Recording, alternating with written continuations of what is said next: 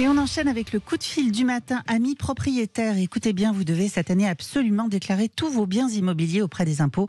La date est de nouveau repoussée, cette fois-ci au jeudi 10 août, c'est la semaine prochaine. C'est déjà le 3e report cette année. Pour en parler et mieux comprendre ce qui se passe, on reçoit Margot Zenou, responsable fiscale et juridique du cabinet Vitor. Bonjour et bienvenue Margot. Bonjour. Bonjour, merci d'être avec nous ce matin sur Sud Radio. Marilyn le disait à l'instant, c'est déjà le 3e report, en tout cas pour cette date limite. Qu'est-ce qui cloche? À quoi c'est dû? En fait, on est sur un engouement au niveau du site des impôts. La première date était fixée au 30 juin. Et finalement, ça arrivait en même temps que la campagne hier. Donc du coup, les gens ont attendu vraiment le dernier moment pour faire leur déclaration. Et finalement, tout s'est passé sur le mois de juillet et là, sur ces 2 derniers jours. Et le site des impôts n'a pas pu gérer tout cet afflux d'informations. En gros, Margot Zenou, ce qui s'est passé, c'est que afflux de demandes de connexion, et c'est ça qui a fait bugger le site au final? Oui, c'est ce qu'ils expliquent sur l'interface de impôts.gouv et malheureusement, ils n'ont toujours pas réussi en fait à gérer ce problème, donc ils reportent. Bon, il faut savoir que cette première année de déclaration n'a pas vraiment d'incidence pour les foyers, puisque jusqu'en 2024, c'est purement déclaratif et il n'y a pas de sanction en cas d'absence de déclaration. Donc ils peuvent reporter jusqu'à l'infini. C'est juste que eux, en fait, ça les retarde pour les futures taxes de logements vacants ou taxes d'habitation pour résidences secondaires qui sont à sortir pour le mois d'octobre de leur côté. Oui, parce que c'est la première fois, c'est ça, que les propriétaires sont tenus à faire ce type de démarche, c'est ça? Exactement.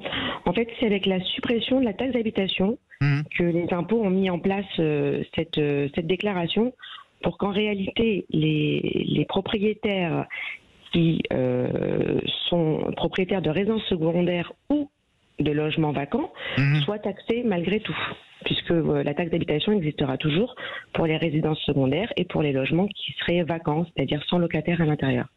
Est-ce que vous avez été alerté par certains de vos clients ces derniers jours, ces dernières semaines? Est-ce que vous avez eu des remontées de leur part? Je ne sais pas, certains peut-être inquiets, en colère?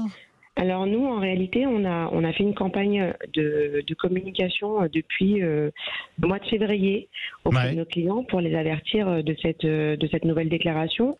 Donc on s'est assuré que nos clients fassent ces déclarations avant le 30 juin, puisqu'on pensait que c'était au 30 juin. Et puis là, pour les derniers retardataires, oui, ils nous ont appelés, ils nous ont envoyé des mails pour nous dire qu'ils avaient des problèmes sur l'interface des impôts. Et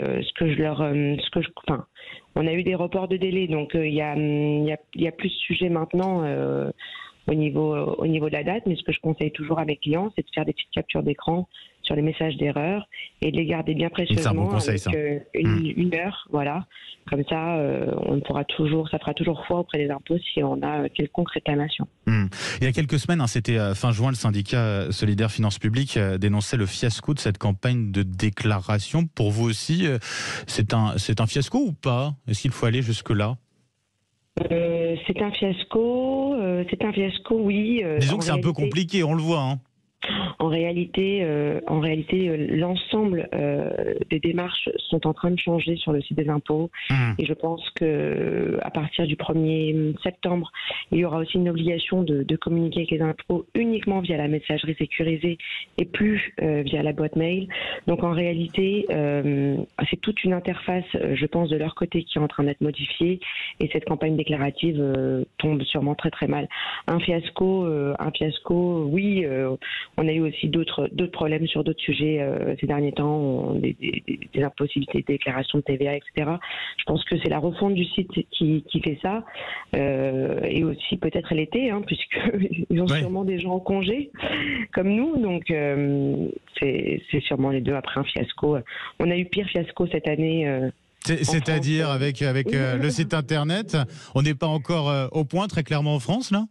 À mon sens, les impôts c'est un fiasco, mais on a eu d'autres sujets On a eu d'autres sujets sur des nouvelles réformes, notamment pour les entreprises avec l'INPI, etc. Ouais. Donc il y a beaucoup de sujets auprès du gouvernement qui sont en cours et qui sont vraiment pas clairs et qui ralentissent les propriétaires là aujourd'hui, les entreprises, parce qu'en réalité les entreprises propriétaires doivent aussi faire ces déclarations. Hein. Bien sûr. Voilà. Du coup, c'est un ensemble. Je pense que ils n'ont pas les mêmes consultants IT que nos plus belles startups françaises. Qui est envoyé, Margot Zenou. Pour conclure, vous nous avez donné déjà quelques conseils, mais déjà pour ceux qui n'ont pas encore rempli leur déclaration pour leurs biens immobiliers, qu'est-ce qu'il faut renseigner en gros pour qu'ils le sachent? C'est important. C'est quoi les informations? C'est vraiment très très simple. En réalité, quand vous êtes propriétaire et que vous avez fait votre déclaration d'impôt classiquement, tout se reporte automatiquement. Donc l'adresse du bien, vos coordonnées, votre date de naissance et votre date d'entrée connue par les impôts dans le logement. Et si vous avez un locataire, le locataire, lui aussi, fait sa déclaration d'impôt et déclare sur sa déclaration d'impôt son logement, son adresse fiscale au 1er janvier. Donc ça se reporte, en fait, tout se reporte automatiquement.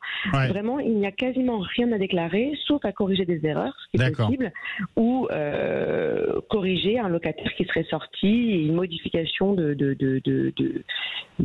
location en cours d'année. Voilà. Et c'est possible de le faire par courrier ou pas? Impossible. Uniquement sur le site. Donc, c'est dingue ça, ouais. Pour les propriétaires directs, c'est sur l'espace particulier d'impôt.gouv, et pour les propriétaires au travers de SCI, c'est sur l'espace professionnel. Ouais, c'est incroyable en tout cas. Margot Zenou, je rappelle, vous êtes responsable fiscal juridique du cabinet Vitor.